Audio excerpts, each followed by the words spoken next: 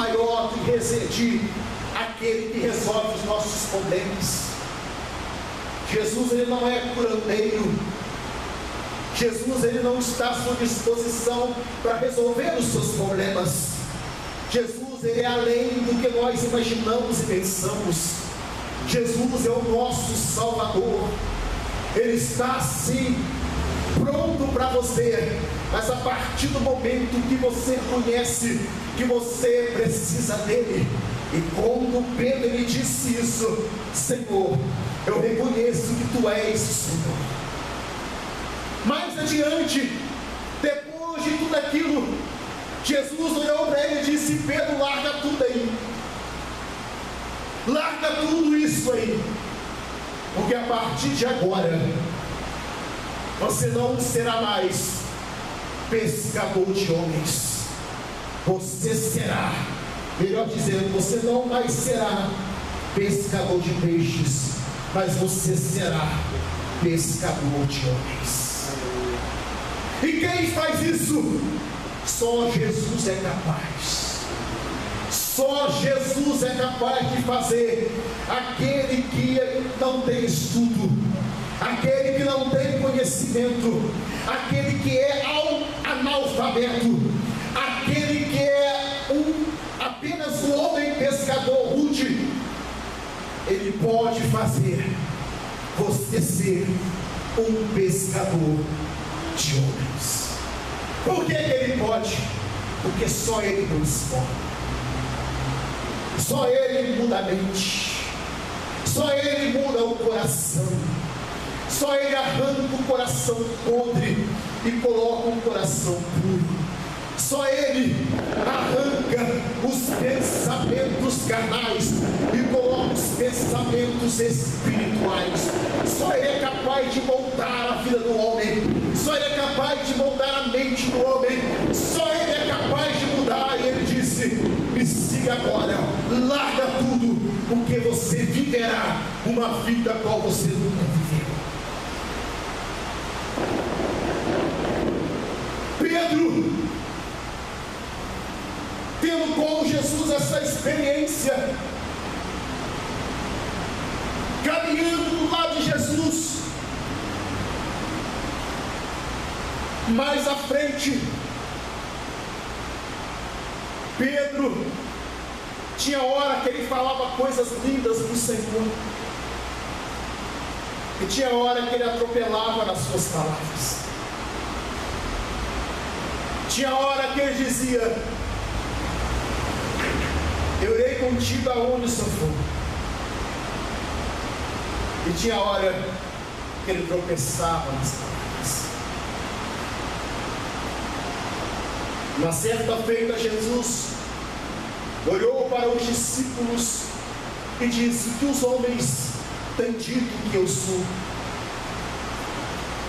O que os homens têm falado que eu sou? Uns dos discípulos disseram: muitos estão dizendo que isso é um dos profetas, muitos estão dizendo que isso é Jeremias, Elias. E você, Pedro? E você? O que você diz? O que você acha que eu sou? Pedro disse: tu és o Cordeiro de Deus. Tu és o Cristo, o Filho do Deus vivo. Tu és o Cristo, o Filho do Deus vivo. Jesus olhou para ele: bem-aventurados és tu, Pedro, porque não foi um homem que te revelou, mas foi o Pai que te revelou quem eu sou. Ah, meu Deus, quando eu vejo essa história, Pedro tendo essa revelação de Deus, tendo esta visão de Deus, tendo essa oportunidade de falar essas palavras, Mais à frente, depois de ter dito isso, Senhor Jesus, parando com os discípulos mais uma vez, e disse assim para os discípulos: está chegando a minha hora, está chegando o meu momento, eu serei entregue nas mãos dos homens.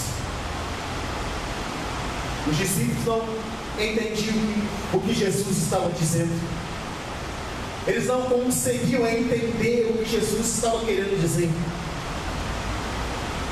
E a Bíblia diz que os discípulos, sem saber o que iria falar Pedro mais uma vez, depois de ter aquela revelação tremenda, ele teve a coragem de dizer: Senhor, não faça isso, não morra. Por que o Senhor vai fazer isso? Não faça.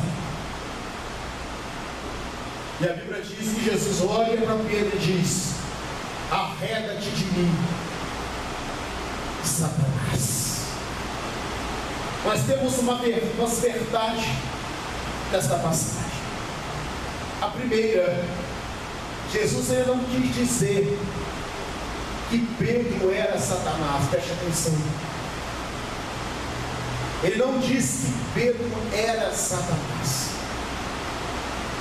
Quando Jesus ele disse aquilo, é porque por um certo momento Pedro deixou Satanás usá-lo e falar na boca dele. Jesus, como ele estava atento, ligado, ele repreendeu na mesma hora aquelas palavras. Preste atenção em mim, preste atenção. E ele disse, naquele momento, não dizendo que Pedro era Satanás, mas que Satanás estava usando ele, repreendeu.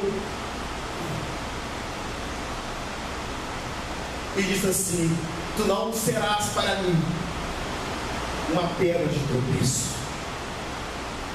Arreda-te. Jesus, ele desceu do céu para um propósito. Ele largou o seu trono de glória para nascer do ventre de uma mulher virgem, no coxo de cavalo. Largou o seu reino, não para ser rei, mas para servir a terra. Que exemplo então que o Senhor tem para mim, pastor? A minha Bíblia diz que ele pega uma bacia e enche ela de água, coloca diante dele, se ajoelha no chão e fala com os discípulos. Depois que vieram de uma grande cruzada evangelística, os pés dos discípulos estavam cheios de poeiras. Jesus ajoelhou, pegou uma toalha, pegou água e começou a lavar os pés dos discípulos. Exemplo de humildade. Imagina você, querido, o Criador da humanidade, lavando os pés dos discípulos. Se olharmos bem, quem tinha que lavar os pés de Jesus eram os discípulos, não Jesus lavar os pés dos discípulos. Jesus começa a lavar os pés dos discípulos, e mais uma vez Pedro, como sempre Pedro, ele vira para Jesus e pergunta: por que o Senhor disse que tem que lavar os pés? Oh glória! Por que o Senhor disse isso? Jesus disse: Pedro, é necessário lavar os pés, Pedro, porque se eu não lavar os seus pés, você não terá parte comigo. E Pedro mais uma vez disse: então, Senhor, não lava apenas meus pés, não lava apenas eles, mas lava o corpo todo. Jesus olha para Pedro e diz: Pedro, não é necessário, Pedro, lavar o seu corpo todo, porque vocês já estão limpos. Vocês já estão limpos pelo meu poder, Pedro. Não é necessário lavar o corpo todo, é necessário lavar os pés. A minha presença já está em vocês. A minha presença já está na vida de vocês. Nesta noite eu quero lhes dizer que a presença de Deus já está na sua vida. A presença de Deus já está sobre a sua história. Talvez você entrou aqui desanimado, você sairá daqui revigorado. Você entrou aqui triste, sairá animado. Você entrou aqui cabisbaixo, sairá daqui triunfando. Você entrou aqui triste, sairá alegre, porque a presença de Deus já está tomando posse da sua vida nesta noite. Aleluia, aleluia. Louvado seja o nome do Senhor. E quando eu disse no início da mensagem, quando eu disse que o tema da minha mensagem era o avivamento pessoal, o avivamento de Pedro.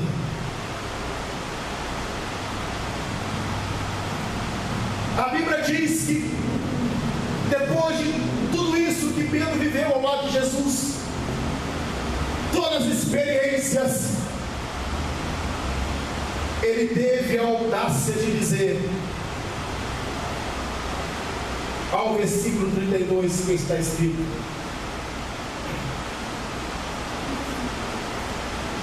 mas depois da minha ressurreição, irei adiante de vós para Galiléia.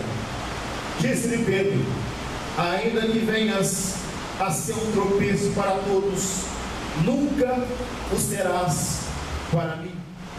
Replicou-lhe Jesus: em verdade te digo, que nesta mesma noite, antes que o galo cante, tu me negarás 3 vezes. Disse-lhe Pedro: ainda que me seja necessário morrer contigo, de nenhum modo te negarei. E todos os discípulos disseram o mesmo. A Bíblia diz que Jesus, ele separou 3 discípulos para ir com ele mais adiante. A Bíblia diz que ele levou Pedro, Tiago e João. E quando Jesus chegou num jardim chamado Getsemane, Jesus disse para os discípulos, para os 3 discípulos mais chegados, Pedro, Tiago e João: ficam aqui, porque eu vou até mais adiante orar. A Bíblia diz que Jesus começou a orar. Jesus começou a se entristecer, porque naquele momento foi o pior momento do ministério de Jesus. Foi no jardim do Getsemane. O inferno todo contra Jesus, o mundo todo contra Jesus, o cálice da ira de Deus sobre os ombros de Jesus. Jesus, ele se ajoelha para orar, e ele orando, ele se entristece em espírito, ele levanta, ele vai aonde os discípulos estão, e quando ele chega, a Bíblia diz que os discípulos estavam dormindo. Jesus diz: será que nem por um momento poderá orar comigo? Jesus, ele volta, e quando ele volta, a minha Bíblia diz que ele levanta o seu rosto no céu e disse: Abba, Pai, se possível for, afasta-te de mim esse cálice. Ele começa a orar, e quando ele começa a orar, Jesus ele começa a chorar, ele começa a suar sangue. Imagina comigo o sangue de Jesus Cristo regando a terra, o suor de Jesus Cristo regando naquela terra, a tristeza em Jesus. Ele sai mais uma vez, vai aos discípulos e eles estão dormindo. Ele volta de novo, pela terceira vez ele volta aos discípulos, ele chama os discípulos e diz: nem por um instante vocês puderam ficar acordados para orar comigo. Levante agora, chegou a hora do Filho de Deus ser entregado nas mãos dos homens. A Bíblia diz que os soldados, aonde tinha um guarda principal, cujo nome era Malco, ele se aproxima de Jesus junto com Judas Iscariotes. Jesus se aproxima dizendo: aquele que eu beijar no rosto é Jesus, a qual vocês prenderão. Ele chega, ele beija no rosto de Jesus, o traidor. Jesus olha para ele e diz: amigo. Imagina comigo, meus queridos, o camarada chega, beija no rosto de Jesus. Jesus ainda olha para ele e diz: meu amigo. E eles perguntam: quem é você? E Jesus, naquele momento, diz: eu o sou. Quando ele diz eu sou, a Bíblia diz que todos os soldados caem por terra, porque naquele momento ele não diz o sou como homem, mas ele diz o sou como Deus. E dentro dele saiu um poder tão grande que aqueles soldados caíram por terra, não tiveram forças para se levantar. Mas Jesus olhou, se recompôs e disse, e pensou dentro dele que ele teria que dizer como homem. Ele disse novamente: eu sou Jesus. A Bíblia diz que prenderam Jesus, e mais uma vez Pedro aparece na história. Ele arranca da sua cintura uma espada e corta a orelha de Malco. E quando ele corta a orelha de Malco, Jesus aparece mais uma vez na história. Ele coloca aquela mão poderosa dele na orelha de Malco e cola a orelha novamente. E quando Malco bota a mão na orelha, ele não entende nada, a orelha no lugar. Eles pegam Jesus, e eu vou lhe dizer uma coisa, aqui eu vou começar a pregar a mensagem. E quando ele chega, quando ele bota a mão, Pedro nada pôde fazer, mas lá atrás ele disse: Senhor, aonde o Senhor for, eu irei contigo. Quando Jesus ele foi preso, Pedro não foi preso com ele. Quando Jesus estava sendo levado nas mãos dos homens, a minha Bíblia diz que Pedro acompanhava de longe. Quando Jesus estava sendo chicoteado, Pedro acompanhava de longe. E quando Jesus estava carregando a cruz, Pedro acompanhava de longe.